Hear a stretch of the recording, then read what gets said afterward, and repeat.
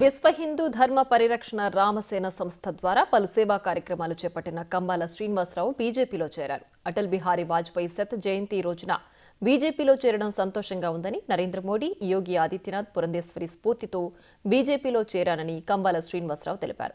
మోడీ నాయకత్వంలో దేశం అభ్యున్నతి సాధిస్తోందని కంబాల తెలిపారు. అంబేద్కర్ను అమిత్ షా అవమానించారని జరుగుతున్న దుష్ప్రచారాలపై కంబాల మండిపడ్డారు. ఈ సనాతన విశ్వ హిందూ ధర్మ పరిరక్షణ రామసేన అధ్యక్షుడిగా నేను సేవా కార్యక్రమం ఇంకా కొనసాగిస్తున్నాయి.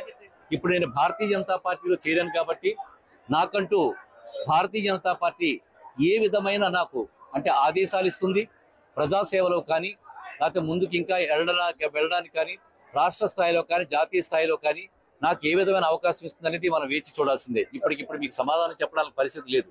కానీ నేనైతే ఒకటి చెప్పగలను, ఈ ప్రజల యొక్క అభిమానం నన్ను ఊరుకోనివ్వదు అసలు. ఎందుకంటే వాళ్ళు మాకు ఈ సమస్య ఉందని చెప్పి వస్తూనే ఉంటారు.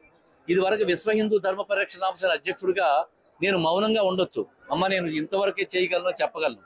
కానీ ఇప్పుడు సమస్యలతో వచ్చే జనాలకి తప్పనిసరిగా నేను కూడా సమాధానం చెప్పాల్సిన పరిస్థితి వస్తుంది. కాబట్టి మా యొక్క అధిష్టానం దృష్టికి ప్రజల యొక్క సమస్యలు, అలాగే రాజకీయ లబ్ధి ఏదైతే ఉందో, భారతీయ జనతా పార్టీ నుంచి ఎన్ని కోట్ల రూపాయలు అయితే నిధులు వస్తున్నాయో, ఎన్ని వేల కోట్ల రూపాయలు మనకు ఆంధ్రప్రదేశ్కి తెలుగు రాష్ట్రాలకు వస్తున్నాయో, వాటి యొక్క వివరణ ప్రజల్లోకి తీసుకెళ్లడమే కాకుండా ఎన్నో కార్యక్రమాలు ఉన్నాయి.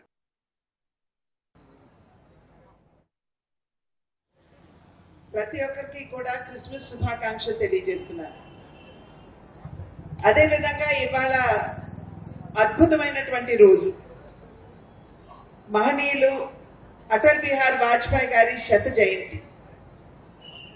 అటువంటి పుణ్య రోజున సోదరులు కంబాల గారు కావచ్చు, అదేవిధంగా వరసాల్ గారు కావచ్చు, వారి పార్టీలో చేరటం అనేది నిజంగా ఇది శుభ సూచకం అని చెప్పి నేను భావిస్తాను.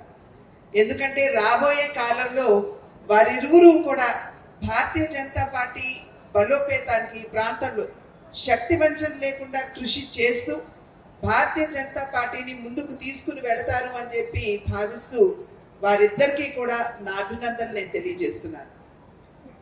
ఇందాక మాట్లాడుతున్నటువంటి సందర్భంలో సోదరులు సోమవీర్రాజు గారు అటల్ బిహారీ వాజ్పేయి గారి గురించి సవివరంగా మనందరికీ కూడా తెలియజేయడం జరిగింది.